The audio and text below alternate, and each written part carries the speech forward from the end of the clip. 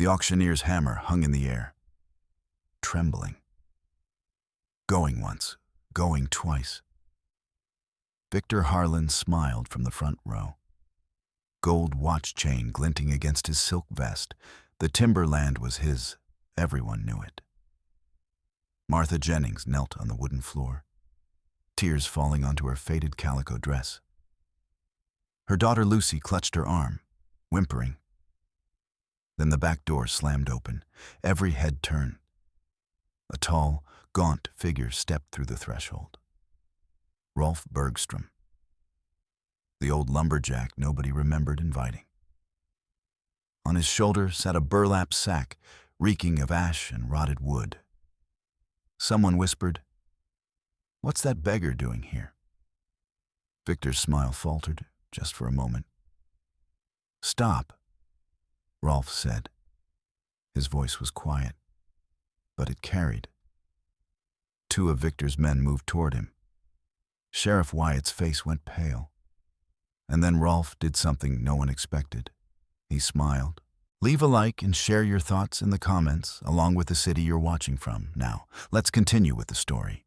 Victor's men seized Rolf by the collar before anyone could breathe. The burlap sack hit the floor with a dull thud.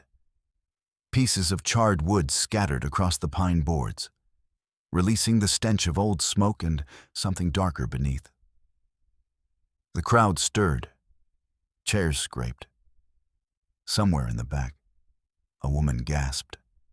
Little Lucy screamed, burying her face in her mother's torn dress. Victor raised one hand. His men froze. Silence fell like a hammer. The land baron descended from the auction platform, each step deliberate, unhurried. His polished boots struck the wooden floor in a rhythm that echoed through the hall. Click, click, click. The only sound in a room of 60 people holding their breath. He stopped one pace from Rolf, close enough to smell the pine sap and wood smoke on the old man's clothes.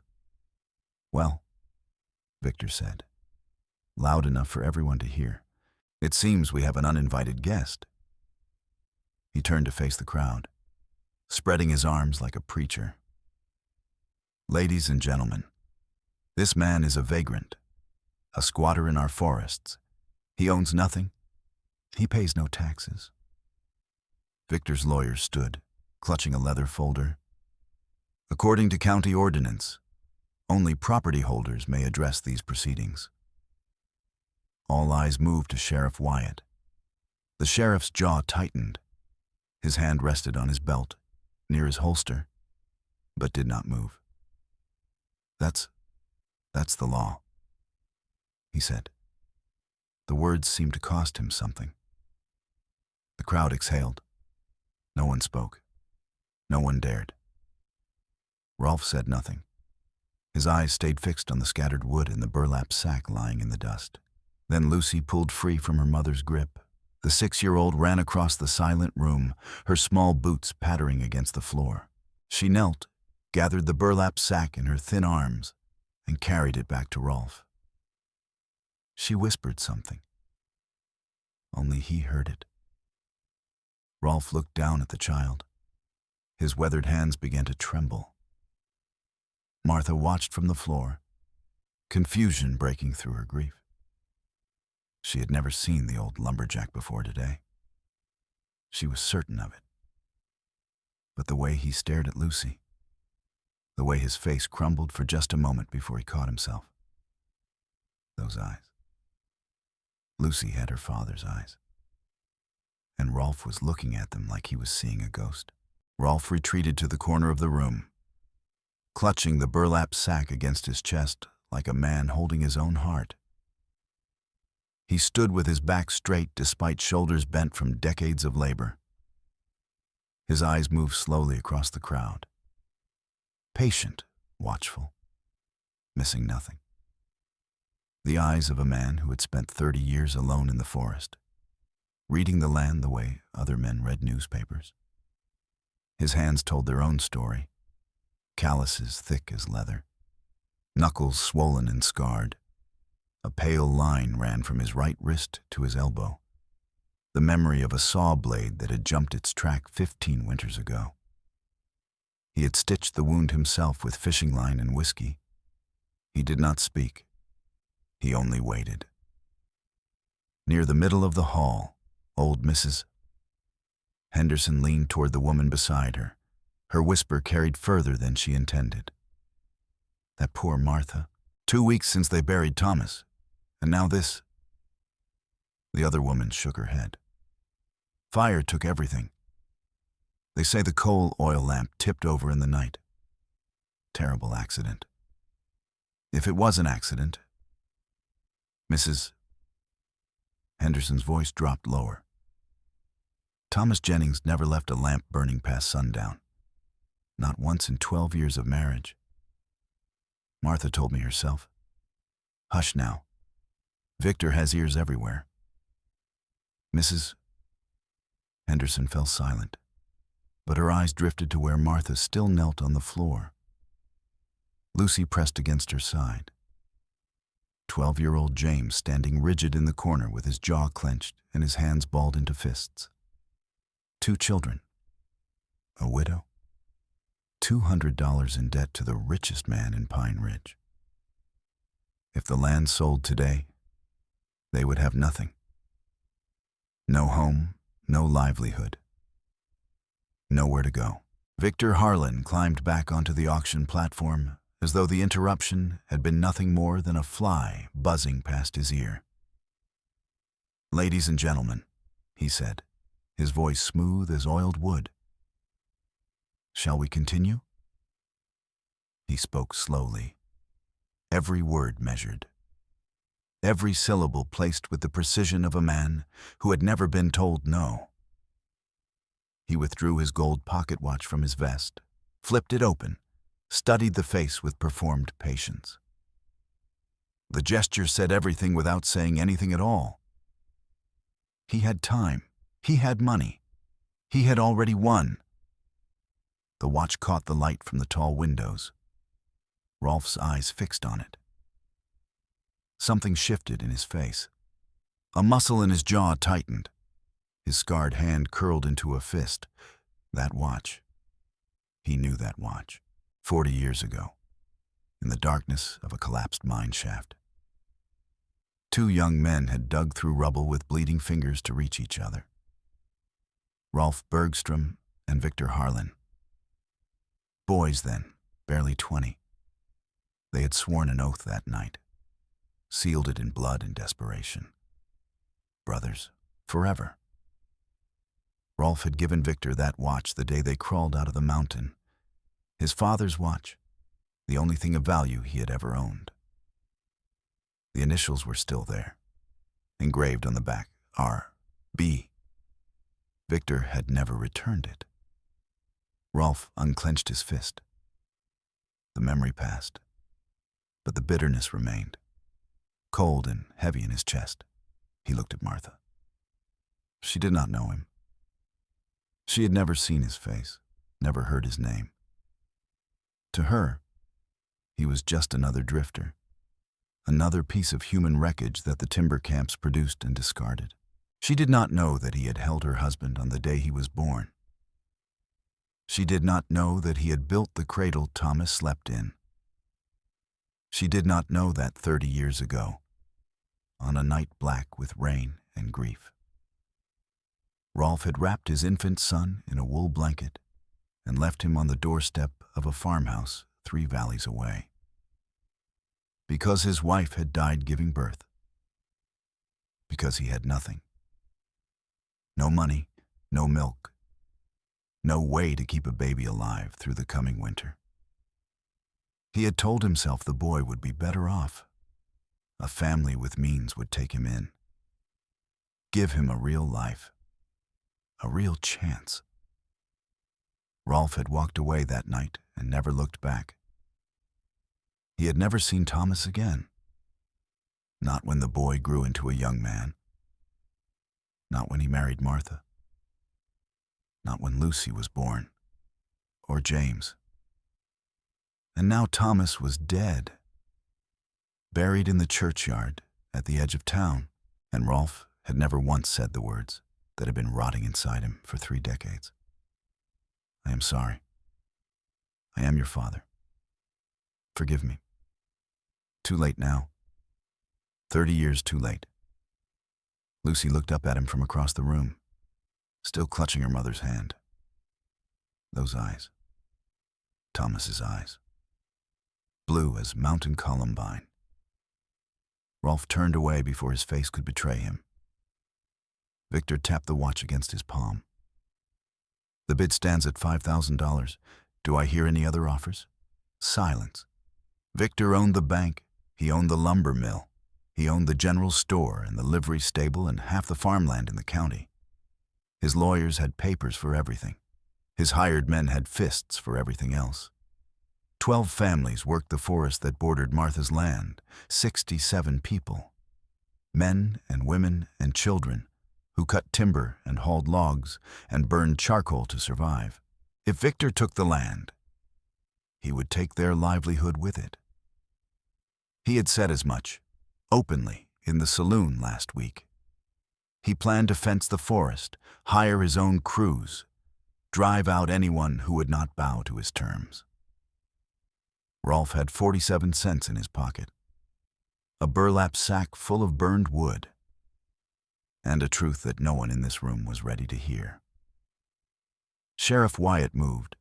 He crossed the room toward Rolf, his face set in hard lines, his hand resting near the pistol on his hip. All right, old man.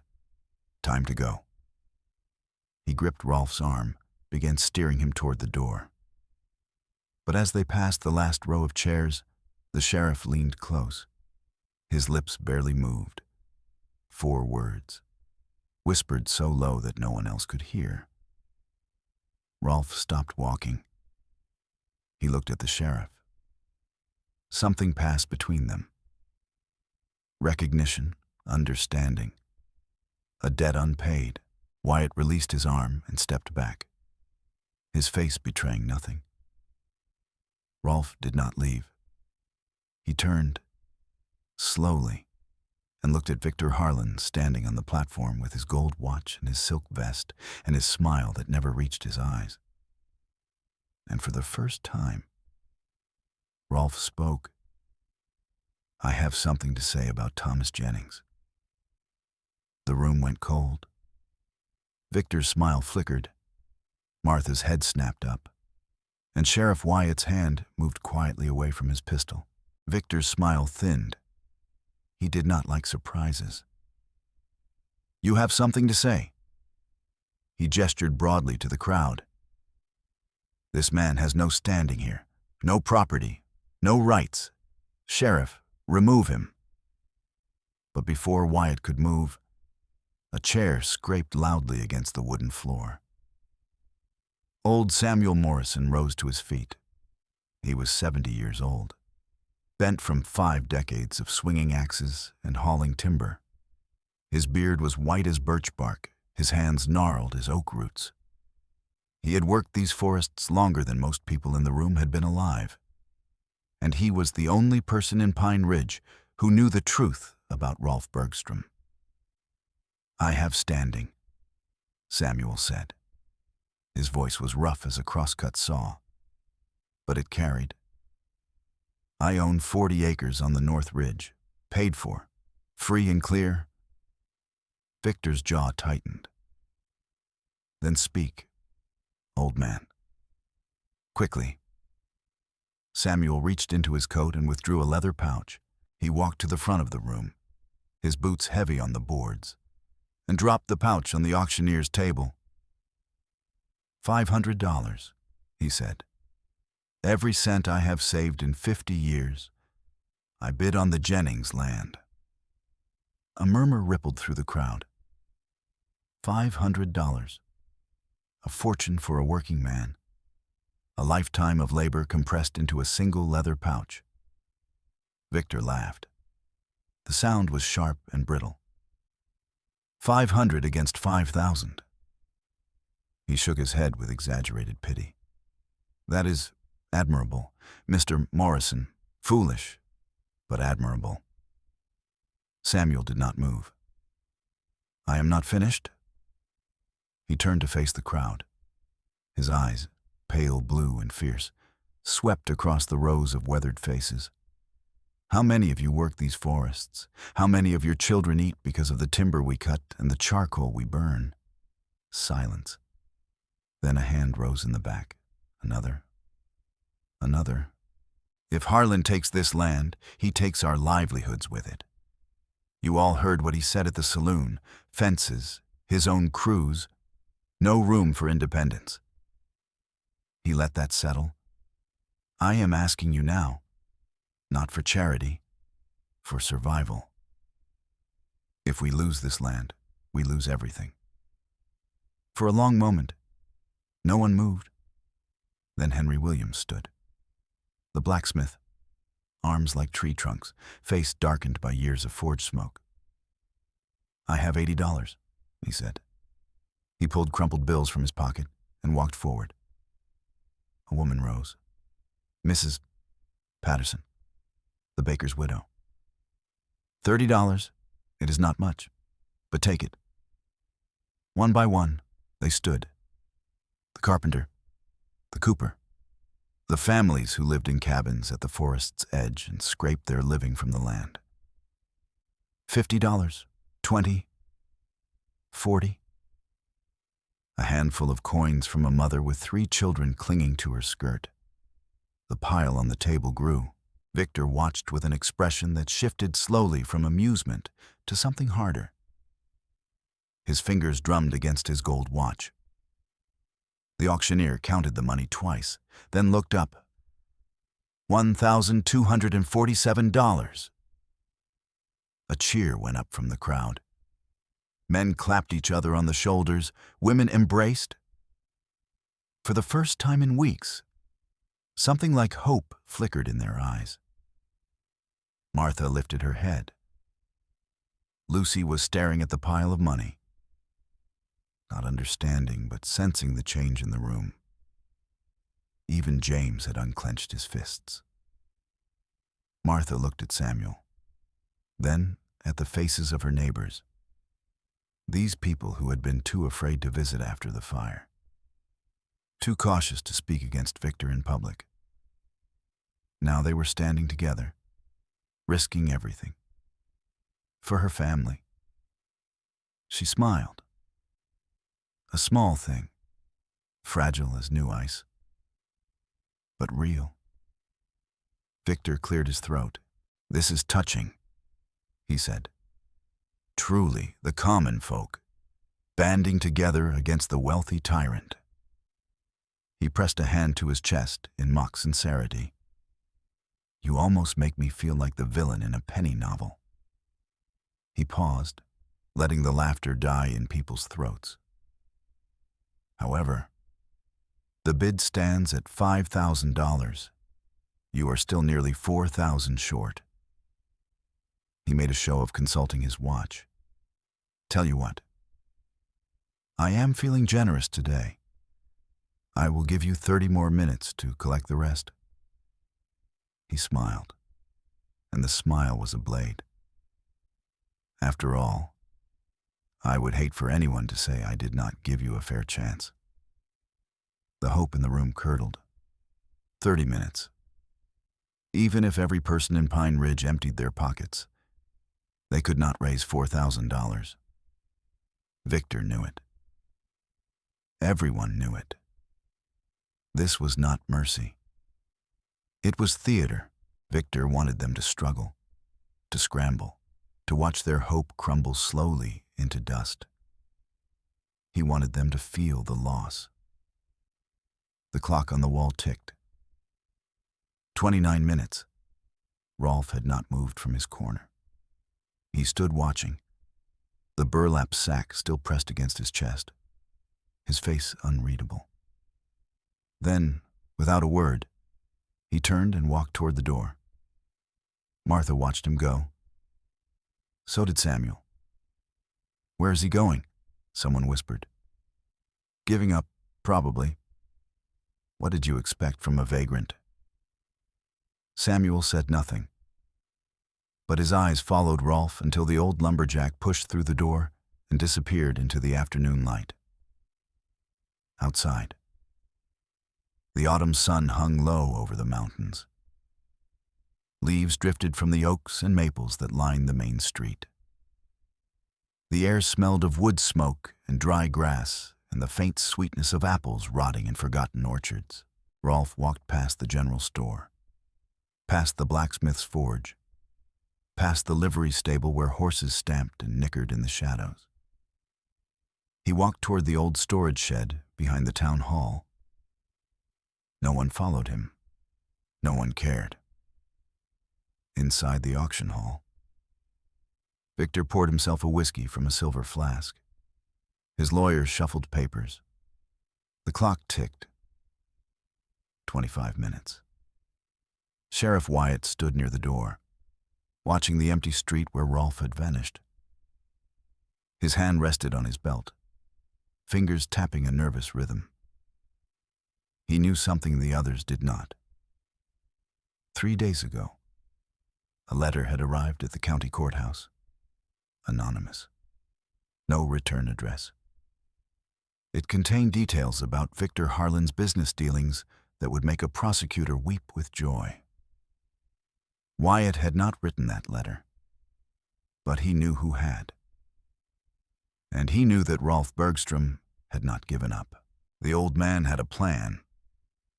The only question was whether 25 minutes would be enough. The clock showed 15 minutes remaining when Victor stood. He set down his whiskey glass with a precise click and straightened his silk vest. The room fell quiet. Even the children stopped fidgeting. "I have been patient," Victor said. "I have been generous. But I am a businessman, not a charity." He walked to the edge of the platform, looking down at the pile of crumpled bills and coins on the auctioneer's table. $1,200. Impressive. For people of your means. His voice carried the tone of a man complimenting a dog for a simple trick. But let me be clear about something.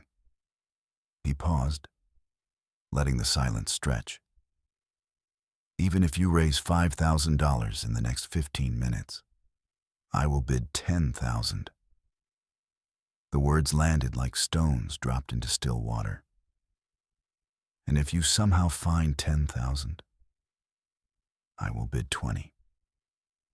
Victor smiled. I could do this all day, all week, all year. The question is not whether you can outbid me. The question is how long you wish to humiliate yourselves before accepting the inevitable. Mrs. Henderson's face crumpled. Henry Williams sat down heavily, the fight draining from his shoulders. The brief spark of hope that had lit the room guttered and died. Martha pulled Lucy closer, her eyes fixed on the floor. Then the main door swung open.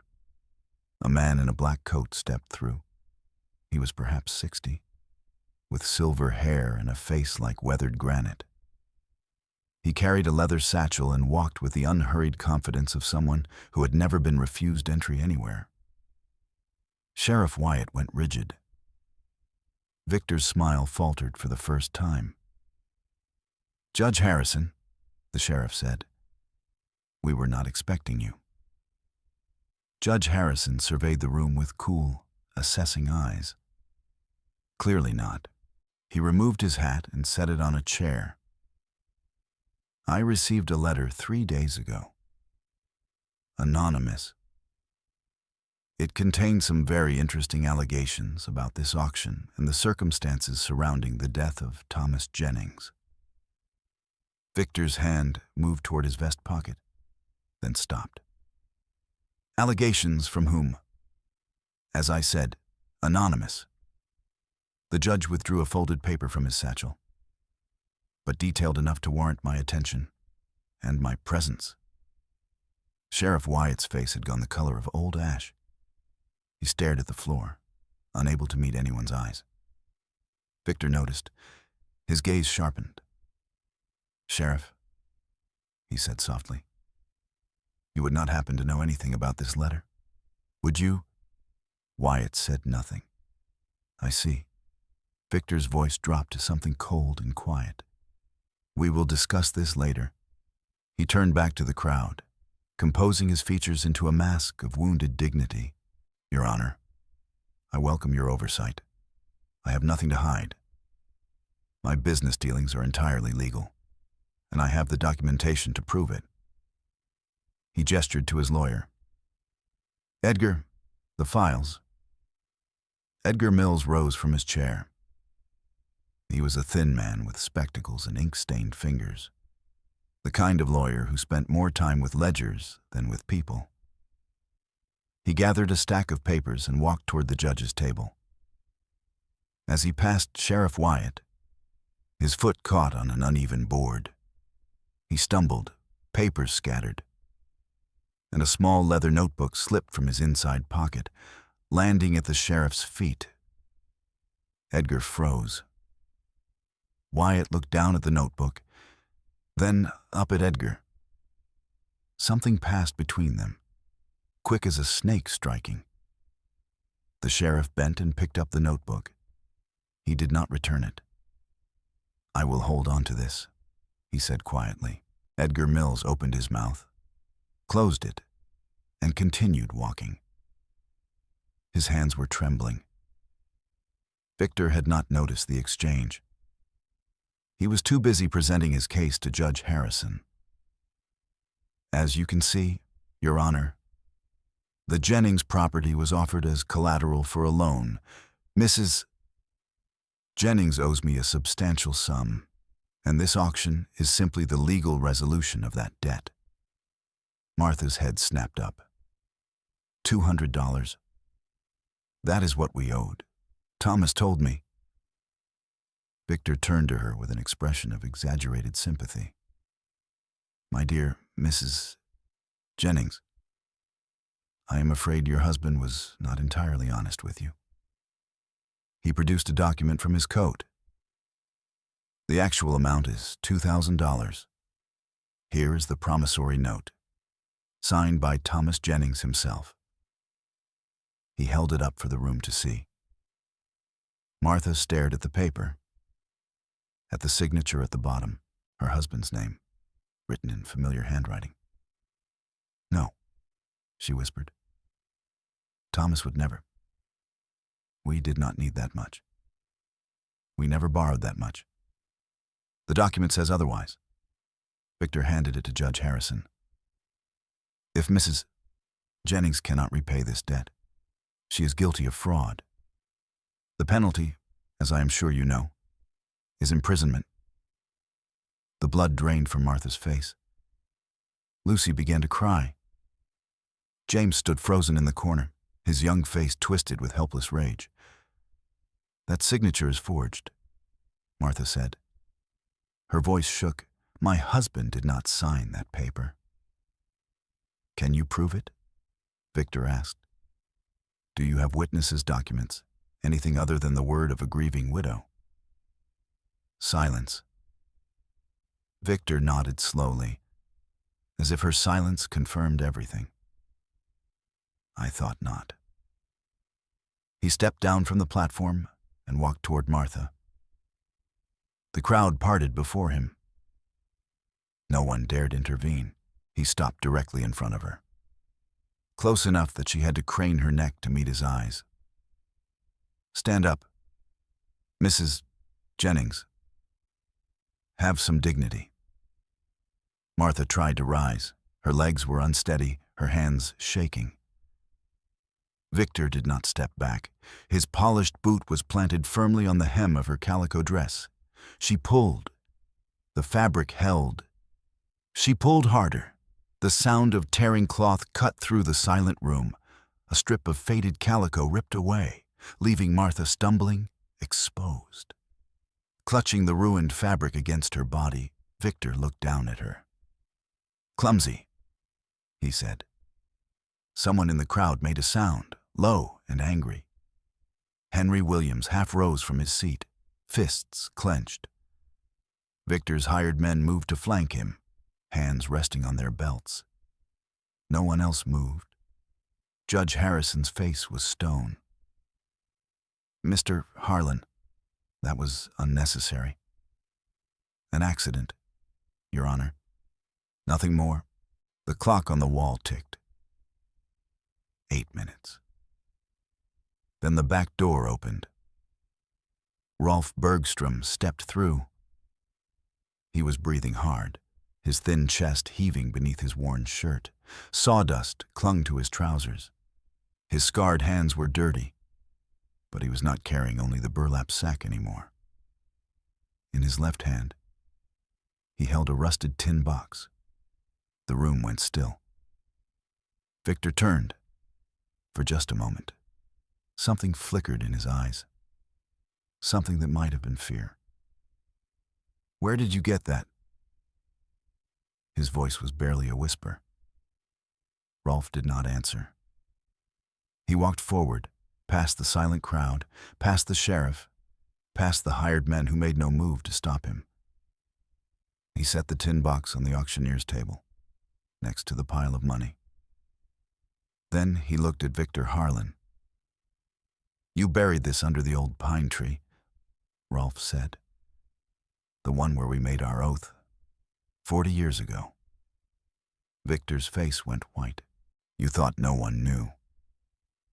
Rolf's voice was quiet, but every person in the room heard it. "But I have been watching you, Victor, for a very long time." He placed his hand on the lid of the box. "Shall I show them what is inside?" Victor moved before anyone could react. He lunged forward, snatching the tin box from the table. His hired men surged past him, seizing Rolf by the arms and throwing him to the floor. The old lumberjack hit the wooden boards hard.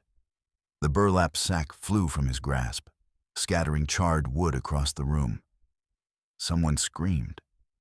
Chairs toppled as people scrambled backward. Rolf tried to rise. A boot caught him in the ribs. He crumpled, gasping, blood trickling from the corner of his mouth. "Stop," Judge Harrison shouted. "This is assault, Sheriff. Arrest those men." But Sheriff Wyatt stood frozen, his face a mask of anguish. Victor's other hired men had positioned themselves between him and the violence. Their hands rested on pistol grips. Victor ignored the chaos. His fingers worked at the rusted latch of the tin box, prying it open with frantic energy. Inside lay a bundle of yellowed letters tied with twine. A scrap of burned fabric, a tarnished silver locket, and a single sheet of paper covered in neat, careful handwriting. Victor's hands trembled as he unfolded it. His eyes scanned the words. The color drained from his face, then flooded back in a rush of crimson rage. "Lies," he whispered. Then louder, "Lies."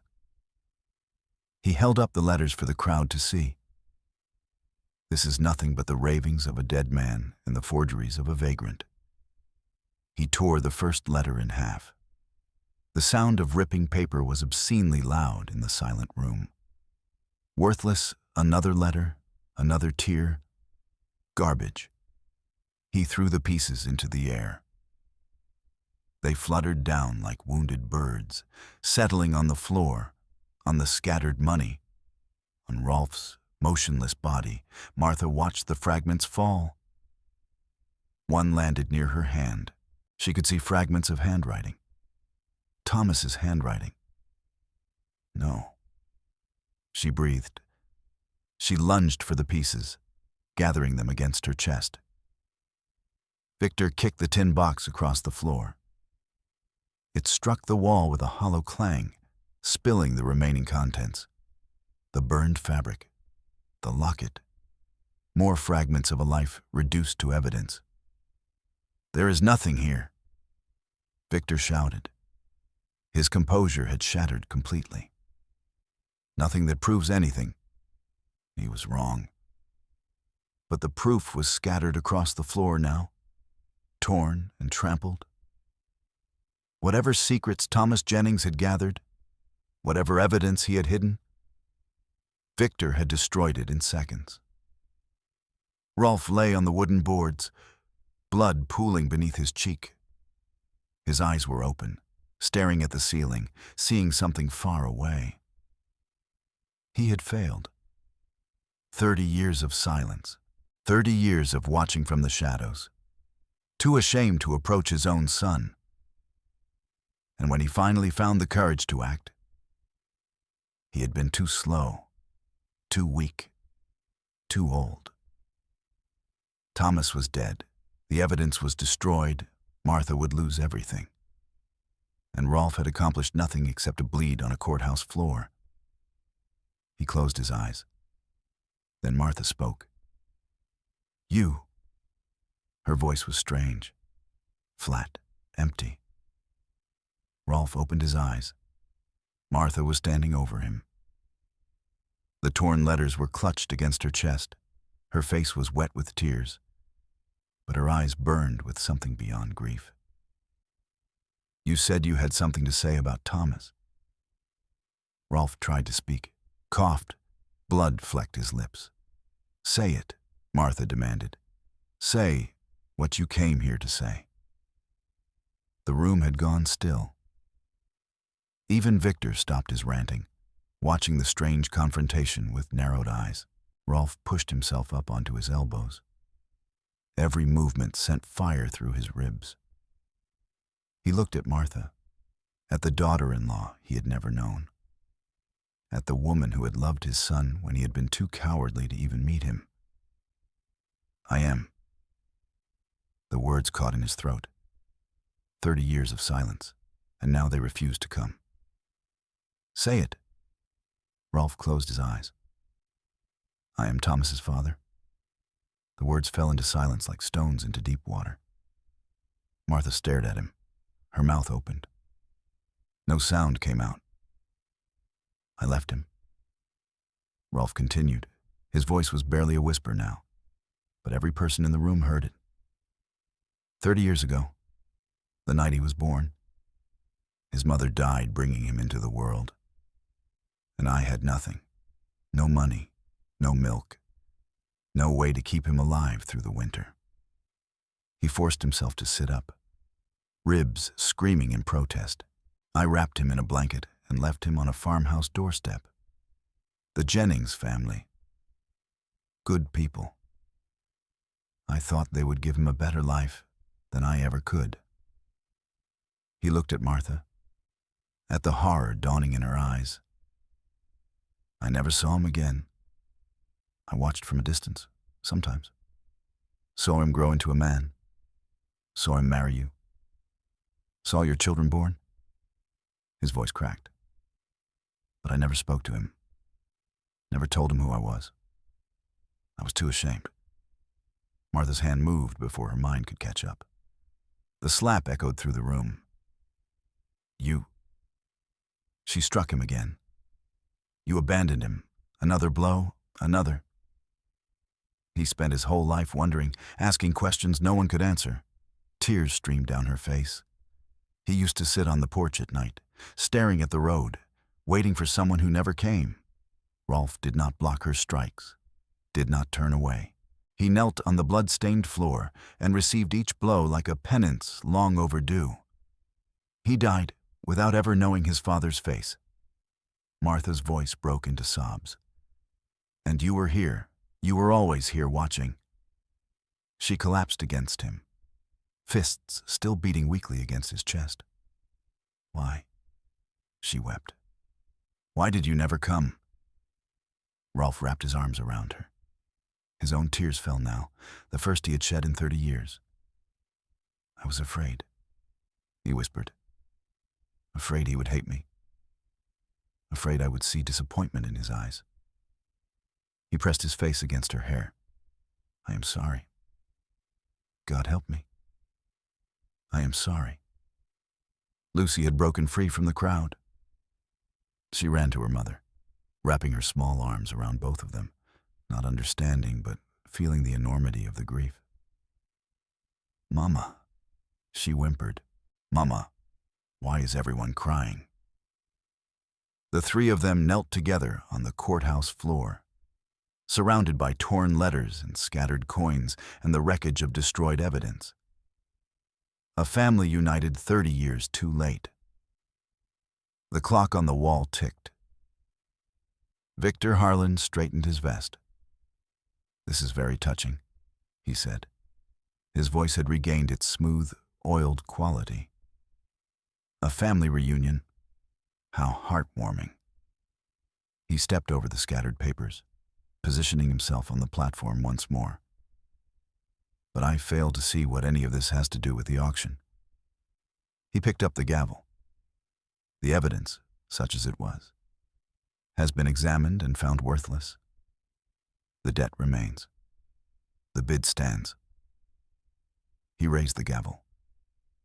Going once. Martha lifted her head. Her face was swollen with tears, her dress torn, her dignity shattered. Going twice. She looked at her children, at Lucy, confused and frightened, at James, standing rigid in the corner, silent as always. She thought about the future. No home, no land. Prison for a debt her husband never owed. Her children scattered to orphanages or worse. This was the end. The gavel began its downward arc. Wait. The voice was quiet, young, rough with disuse.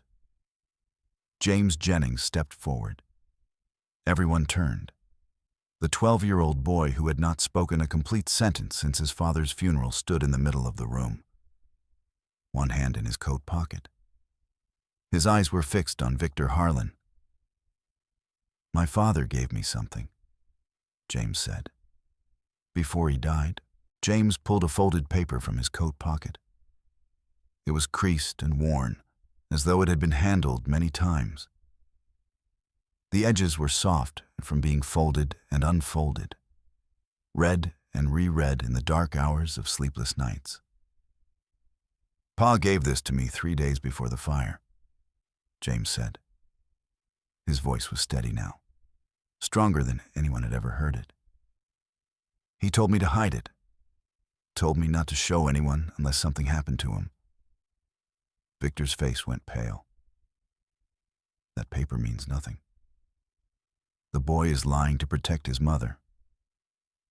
"I am not lying." James walked toward Judge Harrison, his thin shoulders squared, his jaw set with a determination that made him look far older than 12.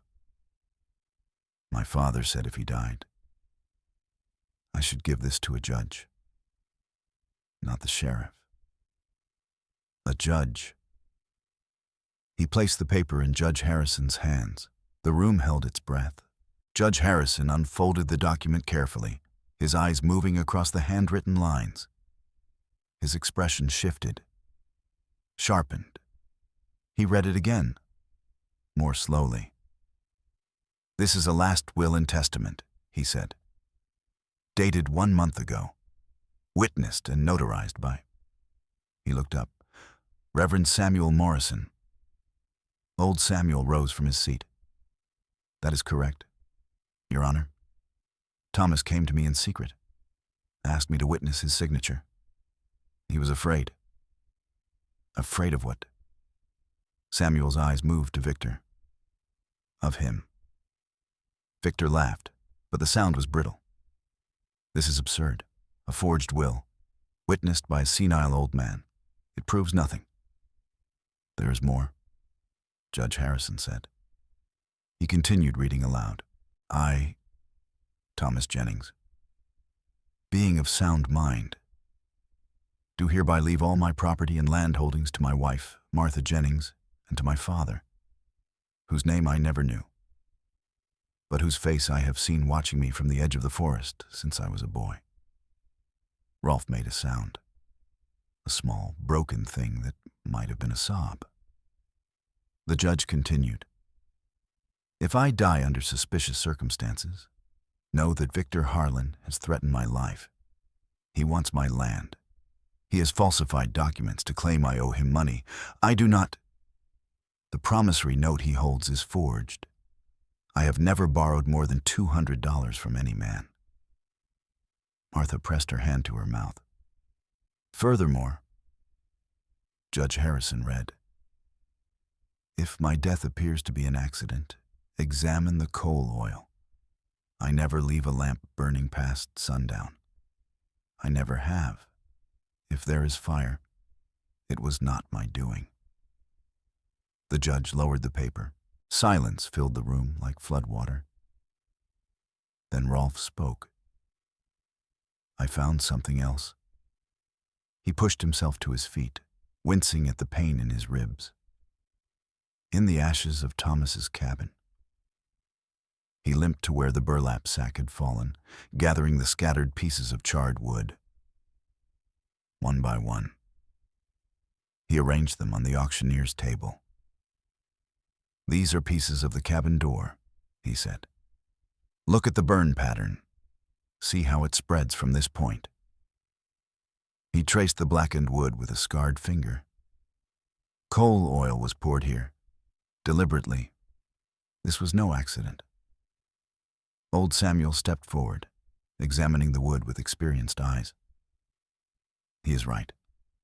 I have fought forest fires for 50 years. This burn pattern comes from accelerant. Someone set that fire on purpose. Sheriff Wyatt moved then. He pulled the leather notebook from his pocket, the one Edgar Mills had dropped. There is more, he said. His voice was rough with shame and relief. I have been too much a coward to act on this, but I will not stay silent any longer. He opened the notebook and began to read. April 14th, paid J. Cutter $40 to intimidate Jennings. May 2nd, paid same $50 to damage Jennings' fence. June 19th, discussed permanent solution with Cutter. Agreed on $100 upon completion. Victor's hired men shifted uneasily. This is Edgar Mills's handwriting. Wyatt continued. He kept records of every illegal transaction Victor ordered, including the payment to burn down Thomas Jennings' cabin. Edgar Mills stood frozen near the wall, his face the color of old milk. He did not deny it. Judge Harrison rose to his full height. Victor Harlan, you are under suspicion of fraud, arson, and conspiracy to commit murder. His voice rang through the hall. This auction is suspended pending a full investigation. Victor's mask finally cracked. You cannot do this. Spittle flew from his lips. I own this town, I own the bank, the mill, the... You own nothing that matters, Rolfe said quietly. He stepped toward Victor. Slowly, deliberately. The hired men moved to intercept him, but Sheriff Wyatt drew his pistol. Stand down, all of you. They hesitated, looked at Victor, looked at the sheriff and the judge and the crowd of angry faces surrounding them. They stepped back. Rolfe stopped in front of Victor Harlan, the two men who had once been brothers, who had sworn blood oaths in the darkness of a collapsed mine. Rolfe reached out and took the gold watch from Victor's vest pocket. Victor did not resist. His hands were shaking too badly. Rolfe turned the watch over, revealing the engraved initials on the back. R.B. I gave you this 40 years ago, he said. The day we crawled out of that mine. The day we swore to be brothers forever. He held the watch up so the crowd could see. You took my father's watch. You took my son's life. His voice dropped to a whisper that somehow filled the entire room. You took everything from me. Victor's eyes darted toward the door. His hand moved toward his coat. Victor's hand closed around the derringer, hidden in his coat. The small pistol came up fast, its silver barrel catching the afternoon light streaming through the tall windows. Women screamed. Men dove for cover. Chairs crashed and splintered as the crowd scrambled away from the platform. Nobody move, Victor's voice had lost all pretense of civility. His eyes were wild, his silk vest stained with sweat, his carefully oiled hair falling across his forehead in damp strands. He pointed the derringer at Rolf's chest. "You think you have won, old man?" Victor's laugh was high and jagged, the sound of something breaking. "You think this changes anything?" Sheriff Wyatt had his revolver drawn. But Victor stood in the middle of a packed room. 60 people between them. Children, women. One wrong shot and an innocent would die. "Put the gun down." "Victor," Wyatt's voice was steady, but his hands were not. "It is over. You are finished." "Finished." Victor swung the derringer toward the sheriff, then back to Rolf. "I built this town. I gave these people jobs, homes, lives, and this is how they repay me, by believing the lies of a vagrant and a dead man." He grabbed Martha by the arm, yanking her against his chest. The derringer pressed against her temple. Lucy screamed. "Mama!" James lunged forward, but old Samuel caught him, holding the boy back with arms that were still strong despite their age. "Let her go," Rolf said. He stepped forward, hands raised, palms open. "This is between you and me, Victor. It has always been between you and me." Victor laughed again, that horrible broken sound. "Between us, there is nothing between us. Bergstrom, there never was. You were useful once, a strong back and a weak mind, but that was 40 years ago." He pressed the gun harder against Martha's head. She whimpered, but did not cry out. Her eyes found her children in the crowd. Lucy sobbing in the arms of Mrs. Henderson. James struggling against Samuel's grip, his face twisted with helpless fury. "I should have let you die in that mine," Victor hissed. "Should have left you under the rubble where you belonged. But you did not." Rolf took another step forward. "You pulled me out. You held my hand in the darkness and told me we would survive together. Do you remember that? Victor, do you remember who you used to be?" Something flickered in Victor's eyes, a ghost of the young man he had once been, before the hunger for wealth and power had consumed everything else. Then it was gone. "That man is dead," Victor said. "He died the day he realized that kindness is weakness and mercy is suicide." He cocked the derringer. "Now get back, or I will paint the wall with her brains." Rolf stopped moving. The clock on the wall ticked, each second stretched like taffy, slow and agonizing. Then Rolf did something no one expected. He dropped to his knees. "Take me instead," he said. His voice was calm now, almost peaceful. "Let her go, and I will come with you. A hostage, a bargaining chip, whatever you need." Victor stared at him. "You would die for her, for a woman you have known for 1 hour. She is my son's wife." Rolf's eyes never left Victor's face. "She is the mother of my grandchildren. She is all that remains of the boy I abandoned 30 years ago." He spread his arms wide, offering his chest as a target. "If my death can save her, then it is the least I owe." The room held its breath. Victor's finger tightened on the trigger. "Noble," he spat, pathetic, but noble. He shoved Martha aside and aimed the derringer at Rolf's heart. "Say hello to your son for me." Martha moved. In the instant, Victor's attention shifted to Rolf. She spun and sank her teeth into his gun hand. Hard, deep. She bit down with all the strength of a mother protecting her children. with all the rage of a widow who had lost everything. Victor screamed. The Derringer fired. The bullet went wide, shattering a window. Glass rained down on the screaming crowd. Victor's grip loosened. Martha tore free, stumbling away, blood on her lips. Sheriff Wyatt raised his revolver, but Rolfe was faster. 30 years of swinging axes, 30 years of hauling timber, 30 years of solitary labor that had kept his body hard, even as his heart had withered. He crossed the distance in 2 strides and drove his fist into Victor Harlan's face. The impact was like an axe striking wood. Victor's head snapped back. Blood sprayed from his shattered nose. He crumpled, the Derringer clattering away across the floor.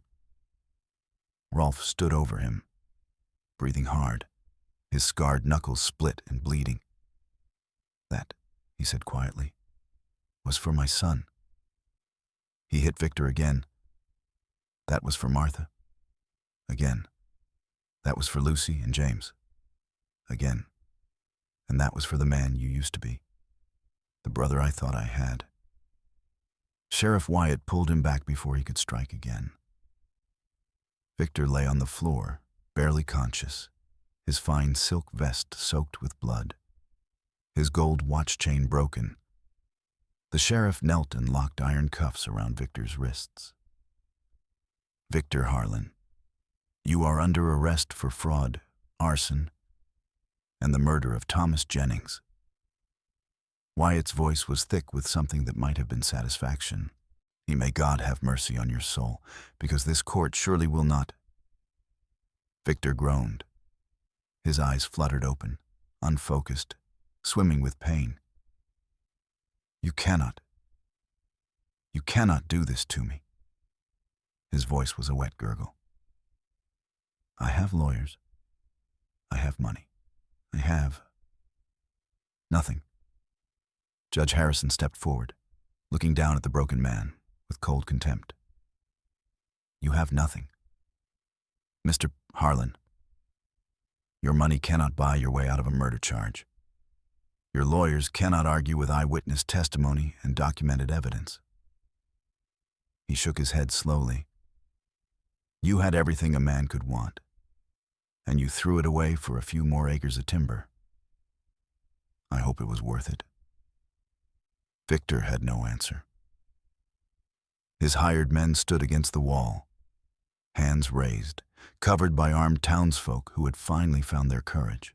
Edgar Mills sat slumped in a chair, his face in his hands, already calculating how much testimony he would need to trade for leniency. It was over. Martha stood in the middle of the room, trembling, blood still wet on her chin.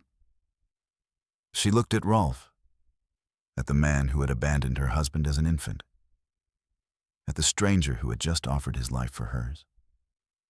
She did not speak. She did not need to. She walked toward him. Slowly, each step carrying the weight of 30 years of questions, of anger, of grief. She stopped in front of him, close enough to touch, and she nodded. It was not forgiveness. Not yet, perhaps not ever. But it was something, an acknowledgement, a beginning. Rolfe understood. Then Lucy broke free from Mrs. Henderson's arms and ran across the room. She crashed into Rolfe's legs, wrapping her thin arms around him, pressing her tear-streaked face against his worn trousers. "Are you really my grandpa?" she asked, her voice muffled against the fabric.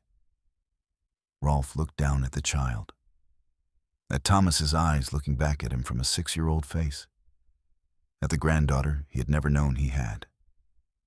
He knelt, slowly, painfully, his bruised ribs protesting every movement. "Yes," he whispered. "I am your grandpa." It was the first time anyone had ever called him that. The first time he had ever claimed the title. Lucy hugged him tighter. "I am glad you came." Rolfe's shoulders shook. The tears came then, hot and unstoppable, falling onto the little girl's hair. "So am I," he managed. "So am I." James stood apart, watching. His face was unreadable, but his fists had finally unclenched. Judge Harrison cleared his throat. "Mr. Bergstrom," Rolf looked up, still holding Lucy. The judge held a small envelope, yellowed with age. This was in the tin box, hidden beneath the other documents. He held it out. "It is addressed to my father. I believe it belongs to you." Rolf released Lucy and rose. His hands trembled as he took the envelope. His name was not written on it. Thomas had not known his name, but the words, "my father," were inscribed in careful handwriting, each letter formed with the precision of a man who had spent a lifetime imagining this moment. Rolf opened it. He read in silence. No one knew what the letter said. No one asked. They watched as the old lumberjack's face transformed, as tears carved fresh channels through the sawdust and blood on his weathered cheeks. As his lips moved silently, forming words only he could hear. When he finished, he folded the letter carefully and placed it in his breast pocket, over his heart. He looked up at the crowd, at the faces of neighbors who had ignored him for decades, at the family he had found too late. 30 years, he said, his voice rough but steady. 30 years I waited to say I was sorry, to ask forgiveness for what I had done. He pressed his hand against the pocket where the letter rested. I do not need to say it anymore. My son already forgave me. He forgave me before I ever asked. Martha's hand found his. Lucy pressed against his side. And James, silent James, finally stepped forward and placed his hand on Rolf's shoulder. 4 people, 3 generations, a family stitched together from grief and grace. Outside, the autumn sun was setting behind the mountains, painting the sky in shades of gold and copper. The broken window let in a breath of cool air, carrying the scent of pine and wood smoke and the distant promise of change. But in Rolf's pocket, the letter waited, and the words Thomas had written, the words no one else would ever read, burned against his chest like a flame that would never go out. The auction was declared void. Judge Harrison ruled that Victor Harlan's claims were fraudulent, his documents forged, his debts manufactured.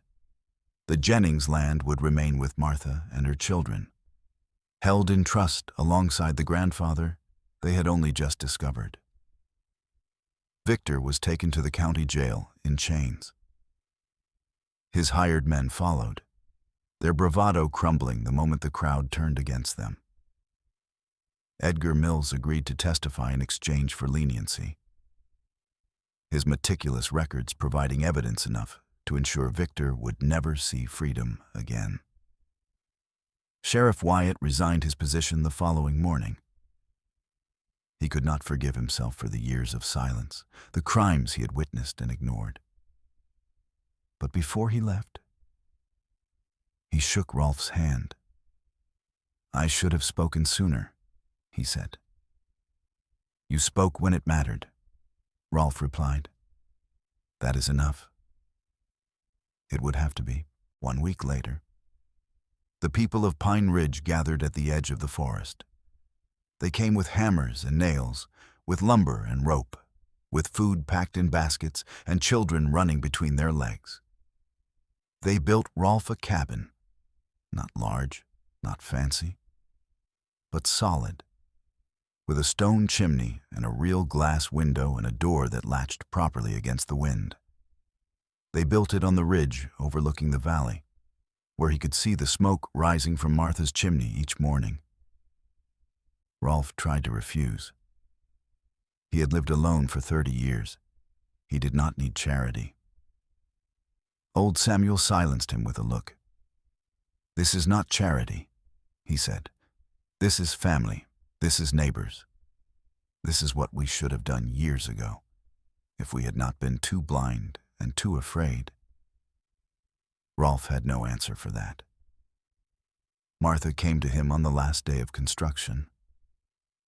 Lucy held her hand. James walked behind, carrying a bundle wrapped in cloth. "Sunday dinner," Martha said. "Every week, no arguments." Rolf nodded. Words were beyond him. James stepped forward and unwrapped the bundle. Inside lay the pieces of the old wooden cradle, charred but intact, salvaged from the ashes of the cabin. "I thought you might want to fix it," the boy said quietly. "For Lucy's children someday." Rolf took the broken cradle in his scarred hands. That evening, he sat on his new porch, watching the sun sink behind the mountains. The letter rested in his pocket. The cradle lay across his knees, and for the first time in 30 years, Rolf Bergstrom felt like he had come home. Some words weigh more than others. The ones we never say to our fathers. The apologies that come 30 years too late. The forgiveness we carry in our hearts but never speak aloud. Rolf waited a lifetime to say he was sorry. Thomas forgave him before he ever asked. And somewhere between that silence and that grace, a family was born. Maybe you know what that feels like. Maybe you have words sitting heavy in your chest, waiting for the right moment that never seems to come. Maybe someone hurt you, and you are still deciding whether forgiveness is something they deserve or something you need. Or maybe you are the one who walked away, the one who made a choice you cannot undo, the one who watches from a distance, wondering if it is too late to come home. It is not. It is never too late to speak the truth. It is never too late to reach out. It is never too late to say the words that matter. If this story moved you, leave a comment below. Tell me what you would say to someone if you had one more chance. And if you are not ready to share, that is all right too. Just do not wait 30 years.